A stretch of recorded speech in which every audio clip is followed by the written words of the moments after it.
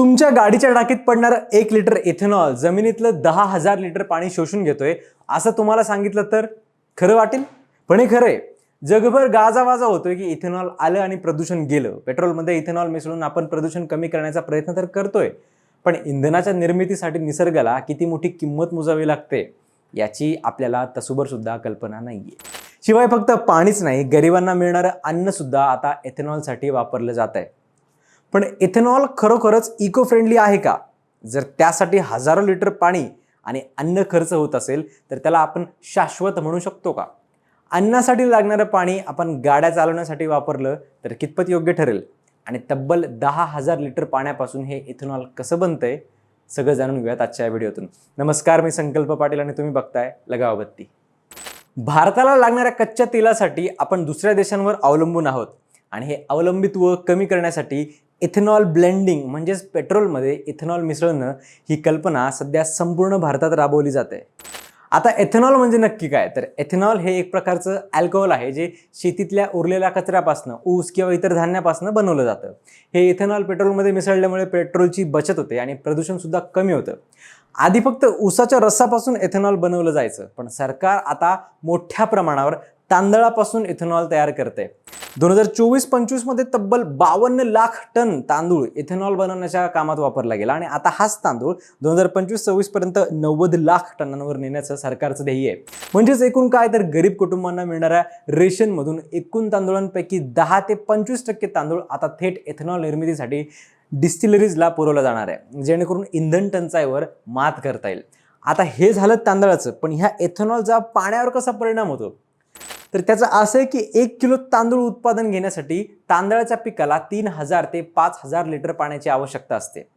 साधारणपणे 2.5 ते 3 किलो तांदळापासून 1 लिटर इथेनॉल तयार केलं जातं. त्यामुळे 1 लिटर इथेनॉलची निर्मिती करण्यासाठी वापरलेल्या तांदळासाठी 10,000हून जास्त लिटर पाण्याचा वापर केला जातो. दिल्लीत 2024 मध्ये एक जागतिक परिषद पार पडली होती. त्यात फूड सेक्रेटरी संजीव चोप्रा यांनी तांदळापासून 1 लिटर इथेनॉल निर्मिती करण्यासाठी जवळपास 10,000 ते 790 लिटर पाणी लागतं असं म्हटलं होतं. फक्त तांदूळच नाही तर मका पिकापासून इथेनॉल बनवलं तर 4,670 लिटर पाणी लागतं आणि ऊसापासून इथेनॉल बनवलं तर 3,630 लिटर पाणी लागतं. आपण पेट्रोलमध्ये इथेनॉल मिसळून प्रदूषण कमी करण्याचा प्रयत्न करत आहोत, पण यामुळे भविष्यात पाण्याचे खूप मोठे संकट उभं राहू शकतं. दिल्ली, बंगलोर आणि चेन्नई सारख्या 21 मोठ्या शहरांमधल्या जमिनीखालचं पाणी 2030 पर्यंत पूर्णपणे संपू शकतं असा भीतीदायक अंदाज सरकारी अहवालात वर्तवण्यात आला आहे. पण तरीसुद्धा ज्या राज्यांमध्ये पाण्याची आधीच टंचाई आहे तिथेच इथेनॉल बनवण्याचे कारखाने सर्वात जास्त आहेत. महाराष्ट्रात दरवर्षी 396 कोटी लिटर इथेनॉल तयार होऊ शकतं, पण दुसरीकडे आपल्याच राज्यातल्या मराठवाडा आणि विदर्भात शेतकऱ्यांना पिण्याच्या पाण्यासाठी वणवण फिरावं लागतं. जिथे प्यायला पाणी नाही आहे तिथे इंधनासाठी पाणी वापरणं किती योग्य आहे? काही वर्षांपूर्वी उत्तर प्रदेश आणि कर्नाटक या राज्यांनी इथेनॉल निर्मितीवर भर दिला होता. त्याचा परिणाम असा झाला की तिथे जमिनीखालच्या पाण्याची पातळी खूपच खाली गेली. त्यामुळे आता प्रश्न असा आहे की पाण्याचं दुर्भिक्ष्य निर्माण करणाऱ्या या पर्यायाला खरंच इको फ्रेंडली म्हणता येईल का? तर पेट्रोलच्या तुलनेत इथेनॉल जाळताना कार्बन मोनॉक्साईड आणि हायड्रोकार्बनचं उत्सर्जन खूप कमी होतं. यामुळे हवेची गुणवत्ता सुधारते. शिवाय पेट्रोल हे संपणारं इंधन आहे, पण इथेनॉल हे शेतीतल्या पिकांपासून बनत असल्यामुळे आपण ते पुन्हा पुन्हा तयार करू शकतो. यासोबतच शेतीतील टिकाऊ पदार्थ किंवा खराब झालेले धान्य वापरून इथेनॉल बनवलं तर कचऱ्याचं व्यवस्थापन नीट होतं.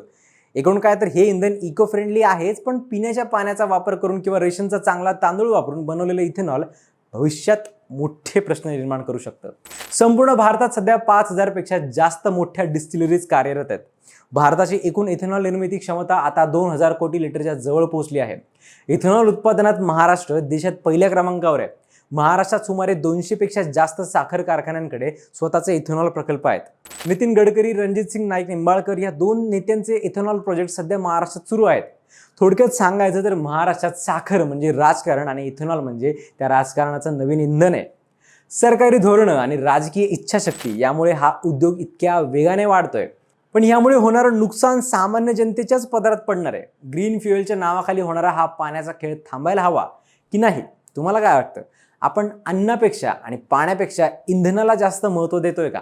कमेंट करून नक्की सांगा आणि अशाच इंटरेस्टिंग माहितीसाठी सबस्क्राईब करायला लगाव बत्ती.